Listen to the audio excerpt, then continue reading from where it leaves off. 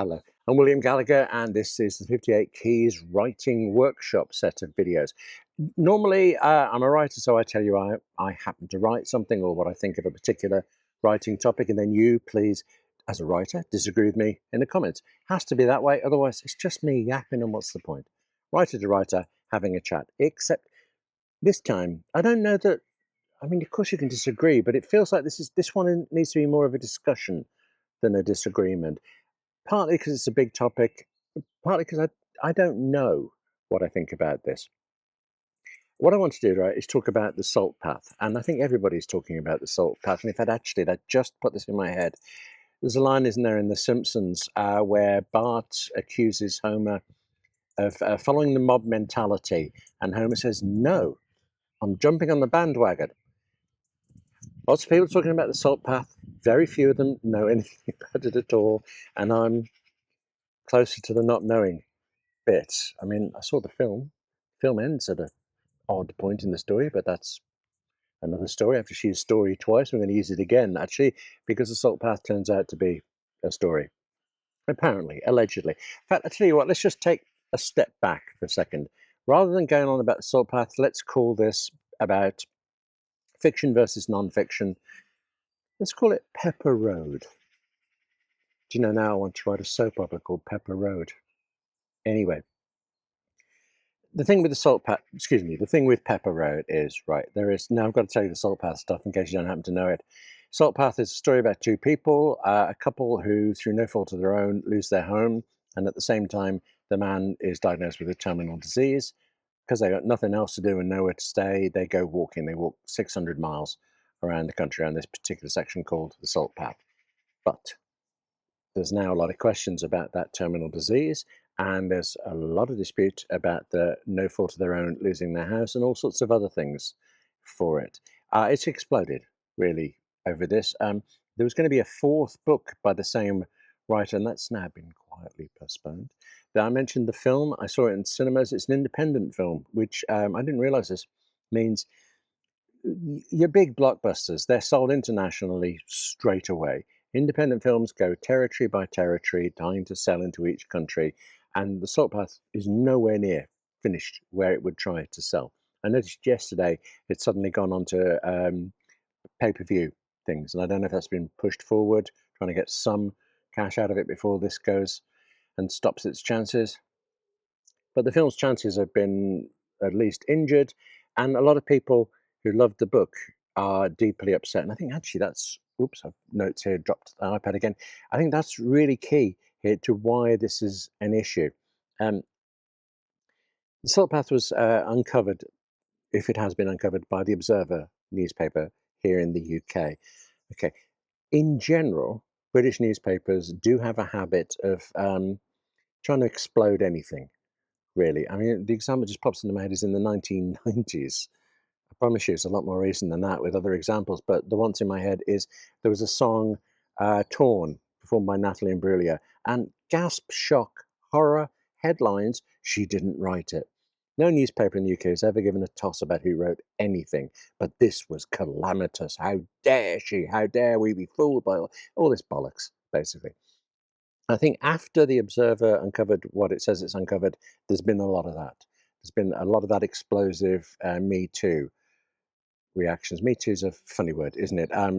Jumping on the bandwagon thing, and I suppose I'm obviously doing the same thing here, but let's try to make it useful. The other side of this is I think that the reason this particular example has exploded is not from newspaper fuel, but rather from the fact that those people who did read the book loved it so much, were so affected by it, that it mattered to them so much that there is a sense of betrayal to it.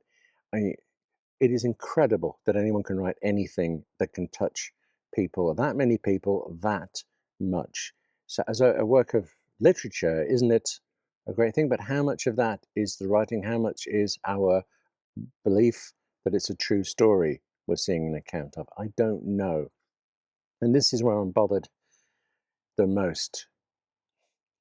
I should know, I think. That's the thing. I have this thing, right? So I'm a journalist sometimes and a writer most of the time. For me, if it's fiction, it's completely fiction. If it's fact, it's totally fact.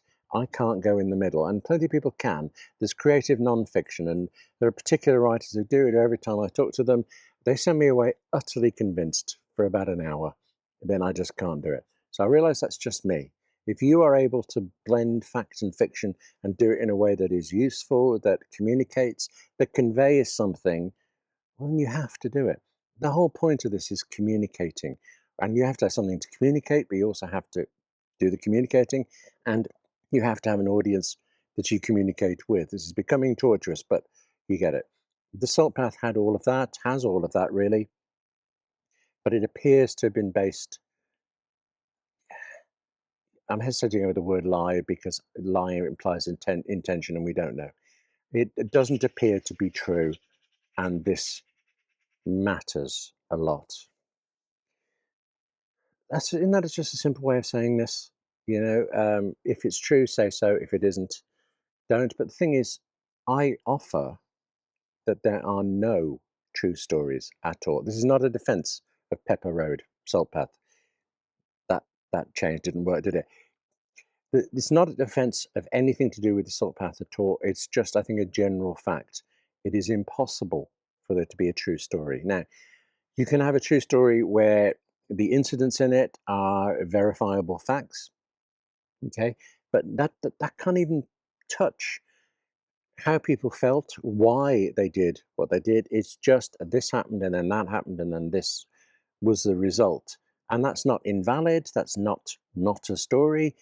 But writing is about more than the plot. It's about more than the words you use. It's the words you don't use. It's the connection for it. Why matters to us. How as well, not just what. I think, for it. And I don't see a conceivable way that there can be any true story because at best it's going to be what I remember of the story, or if there's a group of people who were involved, some sort of collective average of what it was all about. Nobody sees anything in the same way, nobody acts in the same way. We can't do a true account. We can just hope to and aim to and not claim that it's true. The reason I think most stories will say based on a true story is it's the hook, it's the peg to get you in. And it doesn't really seem to matter whether or not what follows is true. That is an advertising line. Actually, William Goldman once quite gently mocked this. It might have been in The Princess Bride. I'm not sure now. Or Butch Cassidy. I've got a memory somewhere of him writing, not that it matters, but most of what follows is true. I think it was Butch Cassidy, in which case it was mostly true for it. I had a feeling that it was something. If it was Princess Bride, then he'd lied about it and was mocking how people did it. But I'm just giving you rubbish information now. Based on a true story, I am adamant is only a peg to get people's attention. I don't know because I haven't read it whether the Salt Path sets out and says anywhere at the front based on a true story, or what it would have been sold under non-fiction. That's the clue for it. So not a peg to get you to read, but an unspoken agreement that it was true. And now that unspoken agreement has been very vocally broken, or it appears to be. The original writer is sticking to her guns, and so maybe she's right. We'll never know. I think the best we can do is look not at, I was going to say truth or lies, actual deliberate lies. No, it's the deliberation bit, the deliberateness of it, the intention of it. If you go in setting out to deceive people, then please call it fiction. Why would you go out trying to deceive people with? Well, there are political reasons, there are financial reasons. I'm suddenly thinking of The Art of the Deal, which is just total nonsense, but it made some money for it. Intentionality there was to make money, I think, and we all have to make money as writers. We've all got to survive, so it's not like I can really criticize that. But when we sit down to write, and it's just you, and it's just me, and it's that keyboard or that pen, we have to do it from the right heart. This is getting quite hippie, but I like that. I think we have a responsibility, and that responsibility actually starts with our intention. Why are we telling this story this way, and who are we trying to tell it to? There has to be a purity somewhere in the line. I mean, once you've written it and it's being flogged around the world as based on a true story, as when films are being made of it, it's out of your hands.